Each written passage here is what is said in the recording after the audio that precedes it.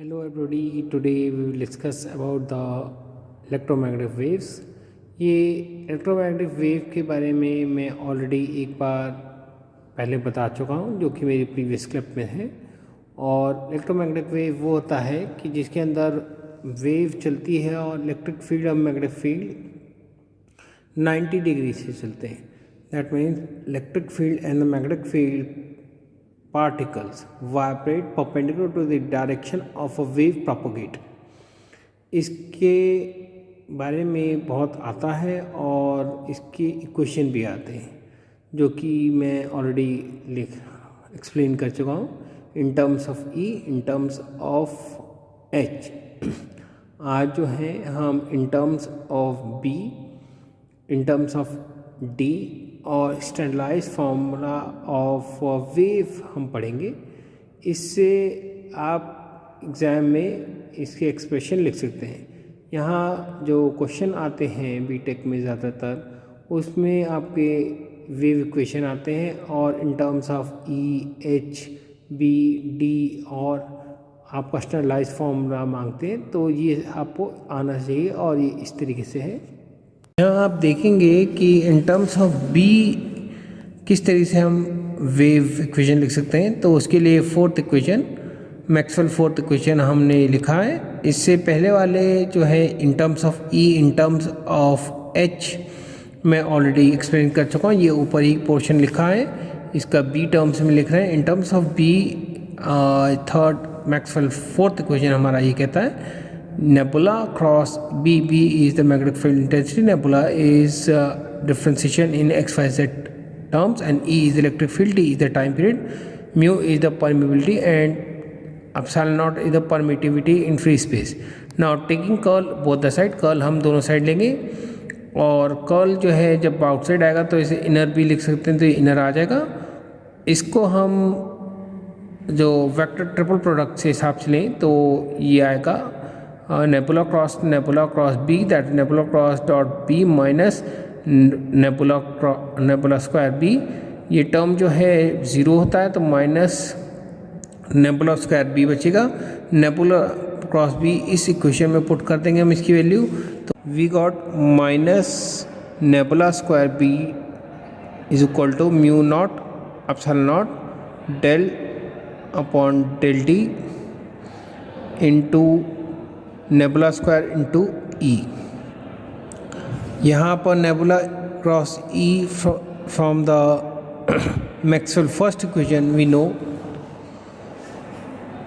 This equation minus nebula square B is equal to mu naught epsilon naught del upon del T minus B del upon D T.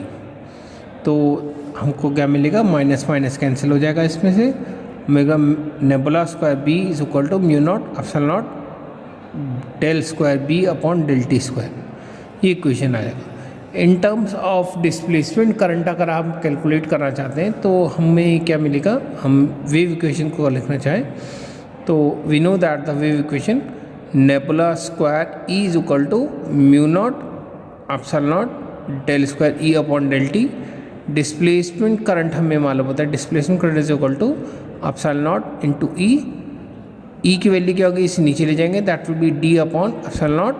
ई की value put कर देंगे इस equation में, तो nebula square D upon epsilon naught, nabla square epsilon naught del square upon del T D upon epsilon naught. इसको इधर ले जाएंगे मल्टीप्लिकेशन में, that will be del square D mu naught epsilon naught into epsilon naught divided by epsilon naught D square upon D T square. Epsilon naught से epsilon naught जाएगा तो हमको क्या मिलेगा, D square nabla square D is equal to mu naught epsilon naught del square D upon D T, ये equation आएगा। अगर आप स्टैंडर्डाइज्ड फॉर्म में देखना चाहें वेव इक्वेशन तो हमको इस तरीके से नज़र आएगा। Standard form of the wave equation, let us consider at the A is a desired field which can be A, B, D or capital B, magnetic field, electric field and magnetic field intensity, displacement current or the magnetic field. इसमें से ए को हम कुछ भी ले लें तो हमको ये इक्वेशन मिलेगा। ये इस तरीके से भी लिख सकते हैं हम जो है मैट्रिक्स फॉर्म में, तो मैट्रिक्स फॉर्म में ये आता है। और nebula square A is equal to 1/v² d square upon a upon dt। v is the basically the velocity is equal to v square is equal to 1/ε0 mu naught की value जो होती है 4 pi into 10⁻⁻⁷ permittivity की value होती है 8.85 into 10⁻12। इसकी value अगर हम इस इक्वेशन में पुट करें तो v की वैल्यू जो आएगी velocity of light that will be 3 into 8 metre per second. इस तरीके से हमें वेलोसिटी आएगी, वेलोसिटी ऑफ लाइट। इस तरीके से हम वेव इक्वेशन को लिख सकते हैं। ये अलग अलग क्वेश्चनों में अलग अलग तरीके से पूछा जाता है, तो हमको ये सारे इक्वेशन मालूम होने चाहिए जो कि कंपटीशन में या फिर जो बीटेक के एग्ज़ाम में या बीएससी के एग्ज़ाम में पूछी जाती हैं, तो इसे इस तरीके से लिखते हैं। आज के लिए बस इतना ही, और जिन्होंने मेरा चैनल सब्सक्राइब नहीं किया है वो सब्सक्राइब करें, शेयर करें और लाइक करें, जिससे कि उन्हें मेरे आने वाले वीडियोस के अपडेट्स मिलते रहें और अच्छा स्ट्रॉन्ग फिज़िक्स बेस है, जिससे कि अच्छे से उनके मार्क्स मिले। और कोई उनसे कभी क्वेश्चन पूछे फिज़िक्स से इंटरव्यूज़ में या फिर कहीं कंपनी में, तो वो सही सही जवाब दें, जिससे उनका सिलेक्शन हो, कंपटीशन में सिलेक्शन हो।